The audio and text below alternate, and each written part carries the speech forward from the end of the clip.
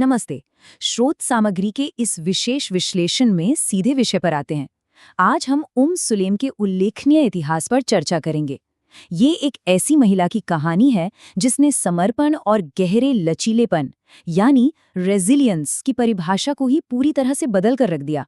ये कोई आम ऐतिहासिक किस्सा नहीं है, बल्कि ये समझने का एक शानदार अवसर है कि कैसे भौतिक चीजों से ऊपर उठकर कोई आध्यात्मिक ऊंचाइयों को छू सकता है। चलिए स्रोत सामग्री के इस बेहद प्रभावशाली उदाहरण से शुरू करते हैं। हमें ऐसी किसी एक भी महिला का पता नहीं है जिसका मेहर यानी डाउरी इस्लाम से बेहतर रहा हो। ये वाक्य तुरंत उस जीवन की तस्वीर साफ कर देता है जिसे सांसारिक संपत्ति ने नहीं बल्कि असाधारण आध्यात्मिक प्राथमिकताओं ने गढ़ा था। असल में यही इस पूरी कहानी का मूल सार है। भाग 1 द अवेकनिंग। मदीना के शुरुआती दिनों में एक नए विश्वास को अपनाने की साहसिक कहानी यहीं से शुरू होती है। यहाँ एक बहुत ही स्पष्ट और दिलचस्प अंतर देखने को मिलता है। एक तरफ मदीना के सबसे अमीर लोगों में से एक अबू तलहा शादी के प्रस्ताव के साथ सोना, चांदी, संपत्ति और बेशुमार भौतिक धन पेश कर रहे थे, और दूसरी तरफ थी वो अंतिम शर्त, द अल्टीमेट डाउरी, कि होने वाले पति इस नई आस्था को अपना लें। उस अपार धन को बिना किसी हिचकिचाहट के ठुकरा दिया गया क्योंकि प्राथमिकताएं बिल्कुल स्पष्ट थीं। अब जो बात सच में कमाल की है वो है उनकी तर्क शक्ति। उन्होंने अबू तलहा की बहुदेववादी मान्यताओं को चुनौती दी, वो भी बहुत ही सरल सवालों से। कहा गया कि अगर लकड़ी की मूर्तियों को आग में फेंक दिया जाए तो वे तो जल जाएंगी। क्या एक पेड़ के हिस्से की पूजा करना अजीब नहीं लगता? इस सीधे लेकिन गहरे तर्क ने आखिरकार अबू तलहा को सोचने पर मजबूर कर दिया और उन्होंने इस एकमात्र शर्त को अपने मेहर के रूप में स्वीकार कर लिया। भाग 2 द सैंक्चुअरी। आइए देखते हैं कि कैसे ये गहरी आस्था घर की चार दीवारी के भीतर ढल गई। मुसल्ला, इस शब्द और इसकी परिभाषा पर जरा गौर करते हैं। घर के भीतर एक ऐसा स्थान जो पूरी तरह से पूजा, प्रार्थना और आध्यात्मिक जुड़ाव के लिए समर्पित हो।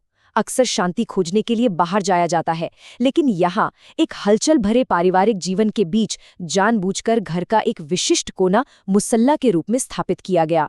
पैगंबर को वहां प्रार्थना के लिए आमंत्रित किया गया ताकि घर के अंदर ही ध्यान और शांति का एक स्थायी अभयारण्य बन सके। यहाँ सबसे खास बात यह जानबूझकर अपनाई गई सादगी है। सोचिए, मदीना के सबसे धनी व्यक्तियों में से एक से जुड़े होने के बावजूद दैनिक जीवन इस एक साधारण, बार बार धोई जाने वाली बहुउद्देश्य चटाई के इर्द गिर्द घूमता था। रात में सोने का गद्दा, दिन में बैठने का कालीन, खाना खाने का दस्तरख्वान और इबादत के लिए प्रार्थना की चटाई, सब कुछ बस यही एक चटाई थी। यह दिखाता है कि असली संपत्ति आंतरिक एकाग्रता है, बाहरी दिखावा नहीं।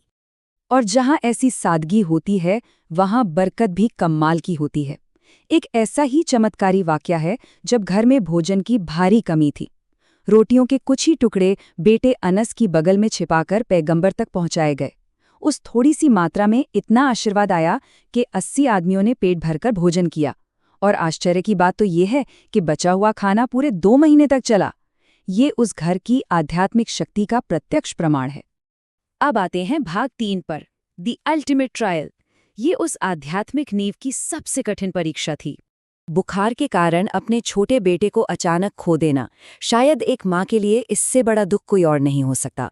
लेकिन दुख की उस घड़ी में जो धैर्य दिखाया गया वो सच में अकल्पनीय है।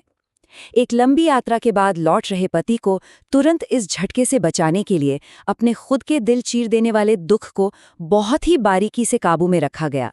सुकून देने वाला भोजन तैयार करना, अच्छे कपड़े पहनना और इस खबर को अगली सुबह तक टाल देना ताकि पति को शांति मिल सके।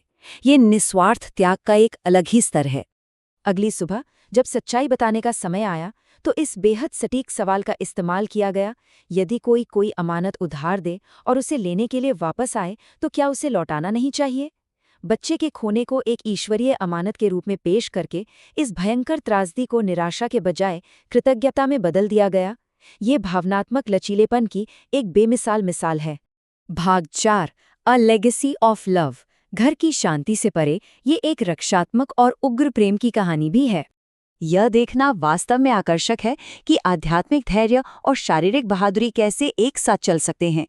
युद्ध के मैदान में प्यासे सैनिकों के लिए पानी धोना, घायलों का इलाज करना और सबसे चौंकाने वाली बात, कपड़ों में एक खंजर छिपाकर रखना, ताकि अगर कोई पीछे से पैगंबर पर हमला करे तो उसका डटकर सामना किया जा सके।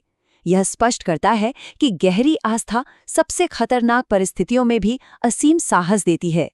इस गहरे धैर्य ने परम त्रासदी के बीच एक ऐसी विरासत को जन्म दिया जो सांसारिक परीक्षणों से कहीं आगे तक गई। उस नुकसान की रात को पैगंबर की दुआ का असर देखिए। ठीक 9 महीने बाद एक नए बेटे अब्दुल्ला का जन्म।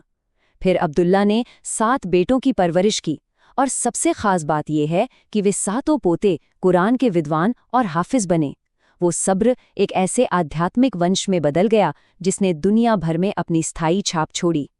तो इस चर्चा को समाप्त करते हुए ये पूरी कहानी एक गहरे और विचारोत्तेजक प्रश्न के साथ छोड़ जाती है।